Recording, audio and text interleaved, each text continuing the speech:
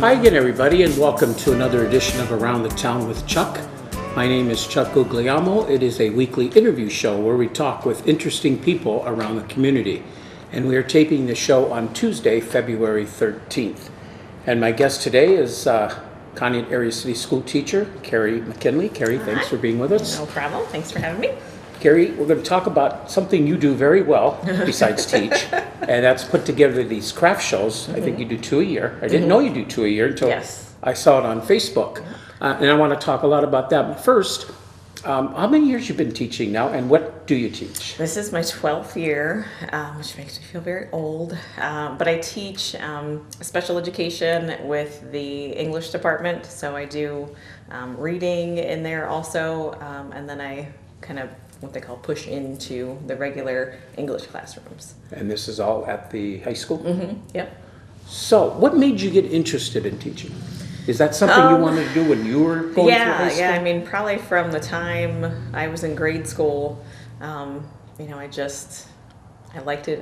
And a lot of great teachers, of course, shaped that. And being at Chestnut, that's where I was. And I had Mrs. Myers. I had her in kindergarten and fourth grade. Betsy Myers. So she was wonderful. She was out in Denver now. Yes, I know. I talked to her on Facebook. So she was a big, influential person. And then, in middle school, and my love for school, I guess, just kind of carried with me. And then also, I'm very like a schedule person. So the routines are big for me, so I couldn't imagine not having, the same routine that I've had since, being 5 in kindergarten, that, you get holidays off, weekends off. So that was always... Snow days. Right, exactly. Those are great. So I don't know. I like the routine and just kind of knowing pretty much what I'm going to be doing every day and when I'm going to be off. So, Well, nice. 12 years. How would you say it is today teaching the kids today versus when you first started? You notice any major differences or any differences at all? As far as there is a lot more work on the teacher's end as far as things we have to do through the state or that the state requires us to do. So there's a lot that goes on behind the scenes that people don't know about. Whether that be paperwork or just things that we have to submit. So that's an added things in the last 12 years. And unfortunately, I've seen a lot more students in turmoil. Just coming from it's very sad. Coming from very broken homes, and we thankfully we have community counseling that is involved in every building in our school, and they are a huge asset to helping the teachers and helping the students, and just kind of a happy medium sometimes. So unfortunately, that's one of the negative things that I've seen. But it's nice as far as the changes. We like Lori Riley. She's been fantastic in the last couple of years. We've had a lot of professional development opportunities, and the district is involved in a lot of different things that are coming up, and it's kind of like a community involvement thing that will get everyone involved and kind of on the same page to help with behavior, to help with the different turmoil that people are going through. So that's been a nice change, just being able to offer teachers and students more resources to improve things as a whole. Because if students coming in from a traumatic situation or just not even a good day at home, it's hard to learn when you have stuff going on that isn't really your school is not really your top priority. But it's nice to actually have some trainings and things that we can get help and know how to help them. So very rewarding for you. Yes, yeah. So. Well, you mentioned community involvement, and another thing that you do such a great job at is put together these craft shows at the Conneaut High School. You do one around between Thanksgiving and Christmas, or is it before Thanksgiving? Usually, we've been doing it the first weekend of November. I know that's when the Art Center does theirs too, so it's kind of nice that we can play off each other. That way people are out and in that, the mood to shop and get in that craft show mood. So And you got one coming up on the 3rd of March, which March is 3rd, just yep. around the corner. That's why I wanted to get you in. Yes, Is this, thank you. have you had both at the same time, or is this one that you've added on as you come along? This was we actually started with this one. Okay. Back in, I'm not sure. I want to say this is our 3rd or 4th one.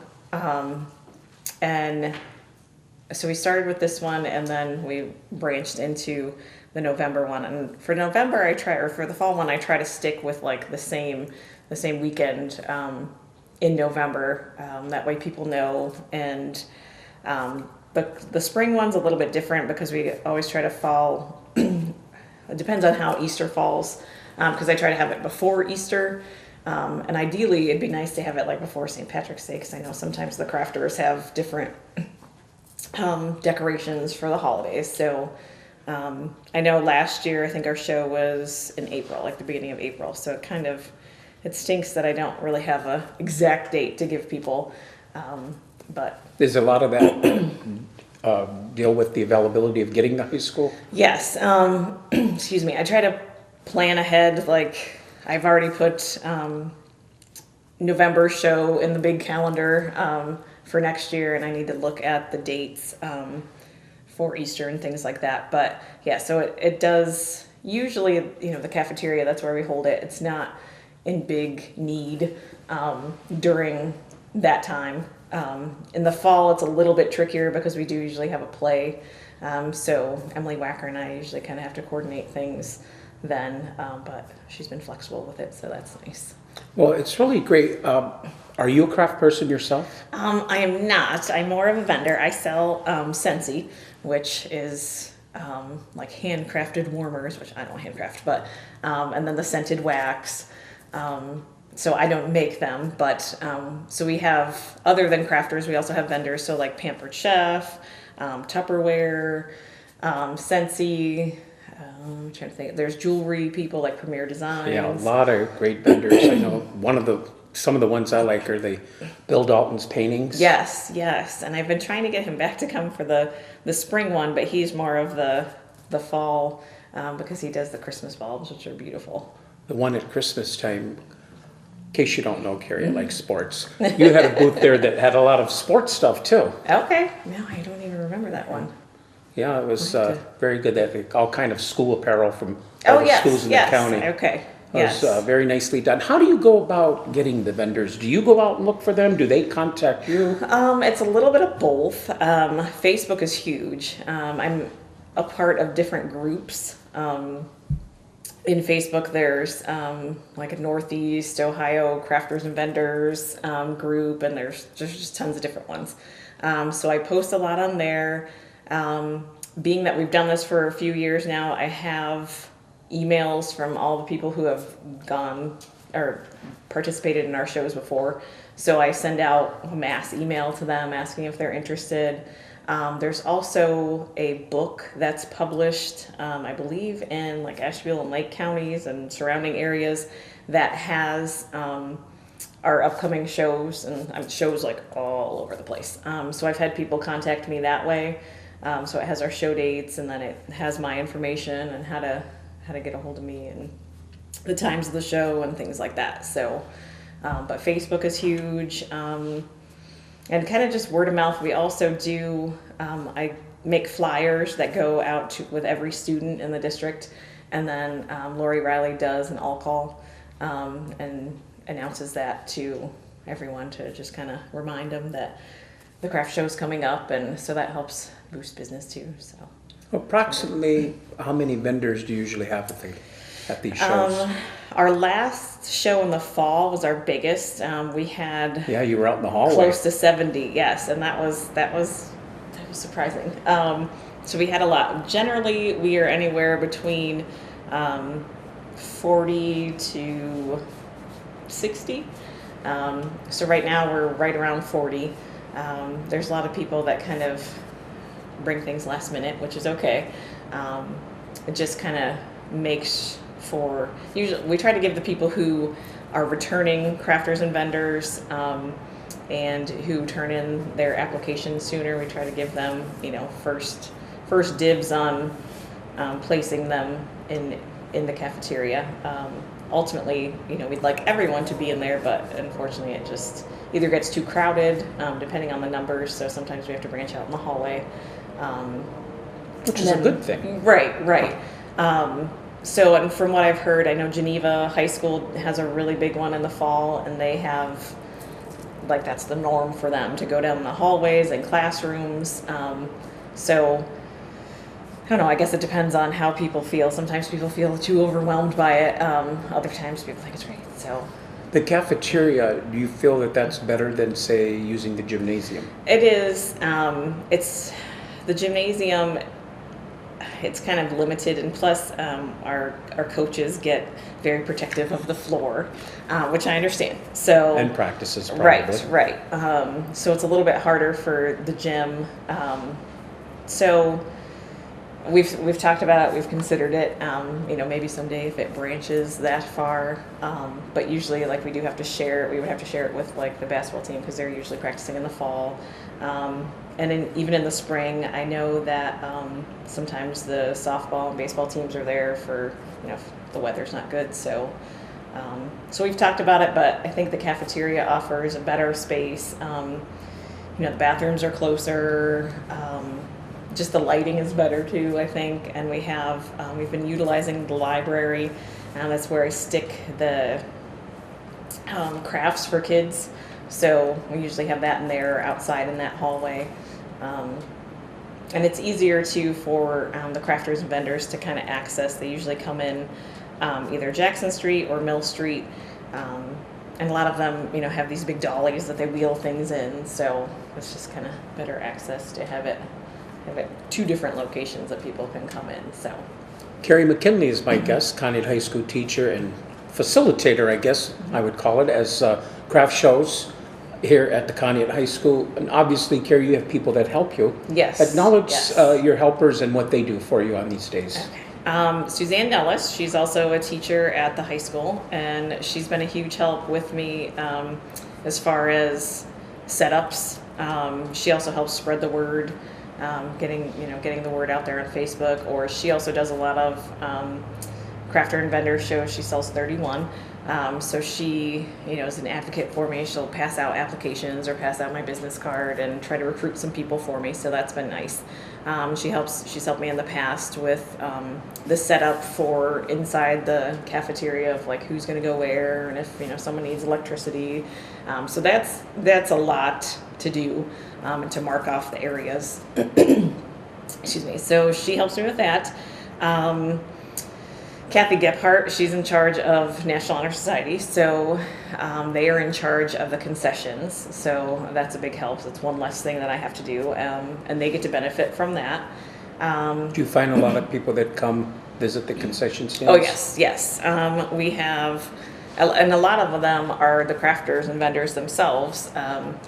So, like, in the mornings we have coffee and donuts, and then in the afternoon there'll be, I talked to Kathy this morning, and she said they're going to do walking tacos, hot dogs, chips, drinks, things like that. Walking tacos are becoming very popular. Yes, they are. So she helps with that.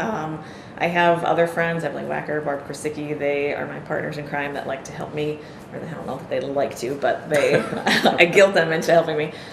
So they help me run the door, just as far as admission and things like that, getting things ready. And so they're a big help. Stephanie Chase, she's the art teacher, and she helps we have face painting there, so she gets a list of kids for me who want to sign up and they get community service hours for it. So she helps me with that. And then, the administrators have been great. Like I said, Lori Riley does the all call, and she came last fall to the show. And then Tim Neal, Joel Taylor, and Rita Mazlovsky, they all show up, and they're all supportive, and even the custodians, they're great about having the doors unlocked and getting the crafters in and out. And it can get messy at the end and cleaning up. So it's really just a group effort. So I'm very appreciative of the people who help out. So I think even Santa Claus showed up. yes, that's right. Santa Does that Claus, mean the Easter Bunny might show we up? do. Yes, we do have an Easter bunny. So Dave Simpson is huge. He does I knew if you were going to give his name out or not. yes, thanks, Dave. So he is a huge part of Santa.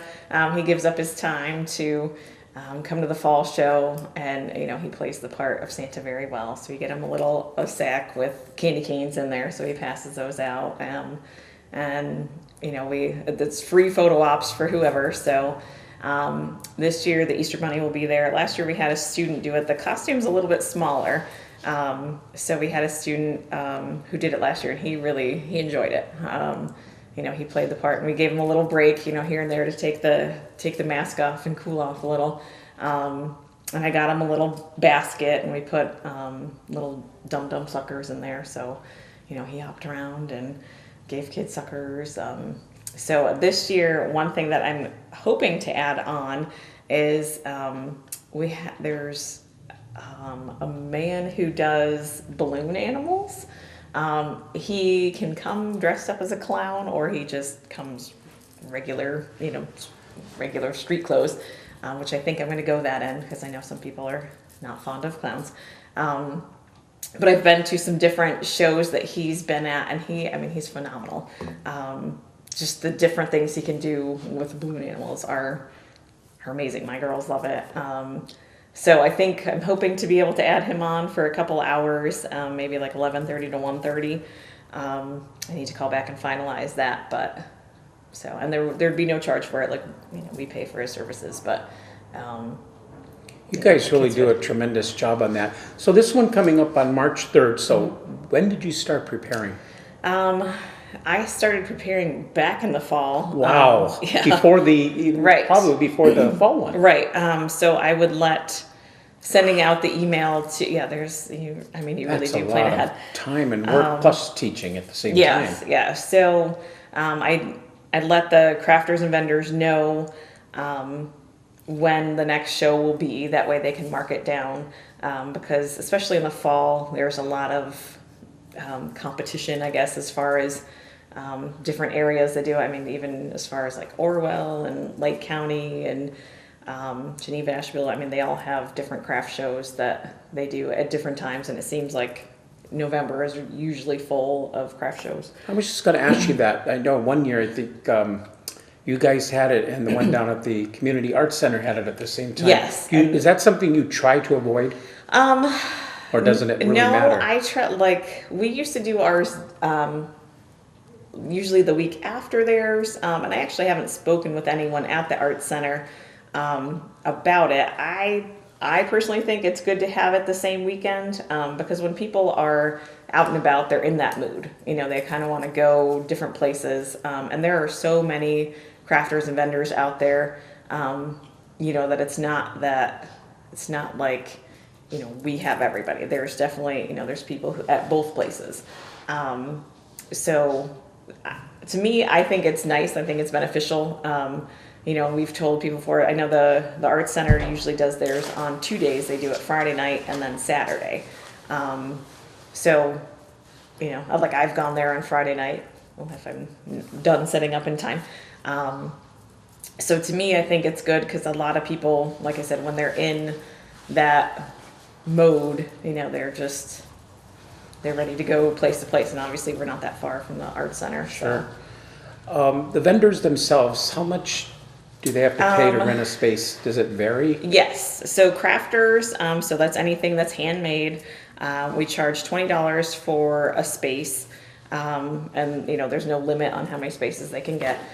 We do charge $10 extra for if they require electricity, and that's just because we have limited spaces, that have the outlets. So, and then as far as vendors, so those are people like, Sensi 31, Tupperware, that don't make those, that just kind of a resale item. It's $25, and then again the $10 extra for the electricity. So we try to keep it a little low. I know there's been places that charge anywhere from like 40, 50 or up, but we try to keep it lower. We do ask that they donate an item to our Chinese auction, so that helps generate extra money for us too, because everything that they donate, we're able to profit off of as far as selling tickets for that. And we don't set a limit on it, just whatever they feel like donating. And it could be a lot of people do like a gift certificate for their own products, so that helps them, stay. Trey, you do have a Chinese auction. Do you also have 50/50 raffles? Do. Yep. And you don't have to be there to win it? No, we usually start drawing, like the craft show will be 9 to 3 on the 3rd. And we usually start the drawing for the Chinese auction at 2. That way it gives people some time to come back if they want to pick it up before, we wrap things up. So, but yeah, so that's been nice too, to have the Chinese auction. One of the best things of all, it can only cost $1 to get in. Yes, and it's free for kids and free for students.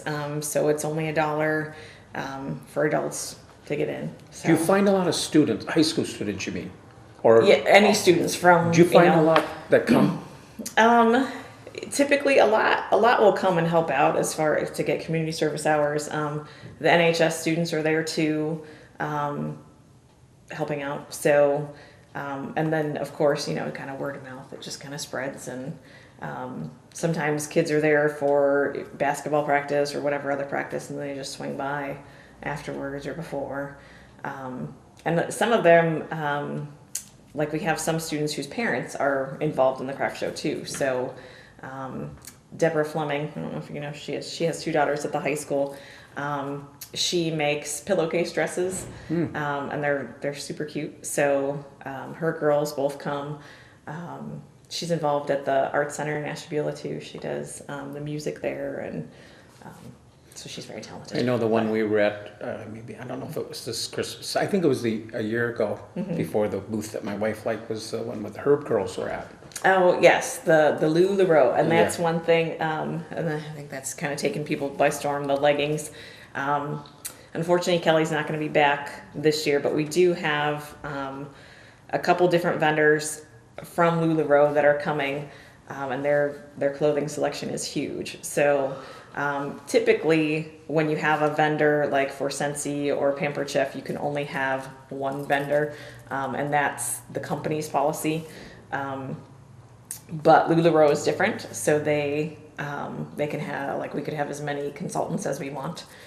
So far we have 2 or 3, but they have a large amount of clothing that they bring. So I'm spending it. So Kari, the vendors, do they start setting up the night before, or do they do it Saturday morning? Either. We offer them to set up Friday from 5 to 8, and we have students who stay after for community service and help unload things, and they really appreciate that, so that's been nice. Or they can come Saturday morning at 7, and as long as they're set up by 9. So, like I say, you do a really great job at it, and I'm sure you keep looking for ways to keep improving and adding, and so, being out in the hallway tells me that. Yeah. So if anybody ever has suggestions, let me know. Is the one in the fall a little bit more popular, do you think, because of Christmas season? Yeah. You could actually go there and do all your Christmas shopping. Yes, absolutely. So there's really, we try to just say there's something for everybody there.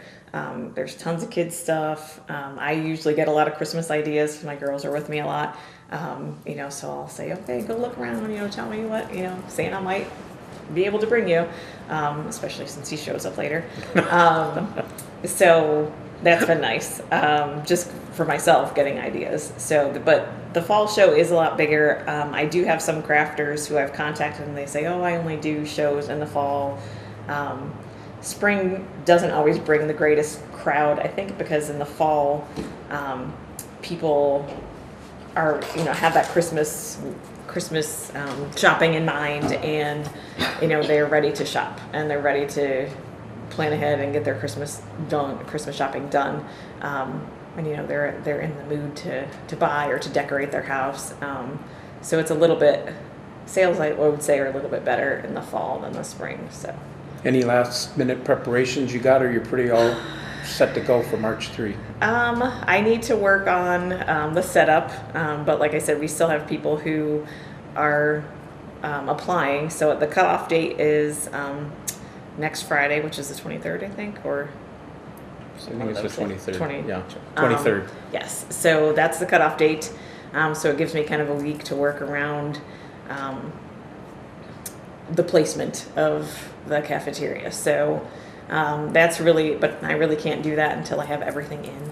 So, but yeah, there's really, it's more things that happen like last minute that I need to do. But for the most part, I mean, I think we're okay. I think we'll be good. So. And the doors open at 9. Yes. Yep. And parking is not an issue. Plenty of parking. Right. Yeah, we have Jackson Street, and that's where the entrance is through Jackson I was going to say, Street. you So, emphasize that. That's the way you want them to come in. Because were they Right. coming in from other ways? They can come in the front entrance, but those doors will be locked. We use that more just for the crafters and vendors to go in. And it just makes it too hard to have 2 different areas. So it's just better to do Jackson Street. So that's where the entrance is. And plus there's all that parking by like the gymnasium entrance and things like that. So yeah, those shouldn't be an issue. Well, Kari, you do a great job. Yeah, thank you. Looking forward to the one in Thanks. March and continued success. Yes, thank you. I appreciate it. Kari McKinley, my guest today on Around the Town with Chuck. And remember, the craft fair coming up March 3rd, Conneaut High School at 9 o'clock. Only costs $1 to get in. Thank you.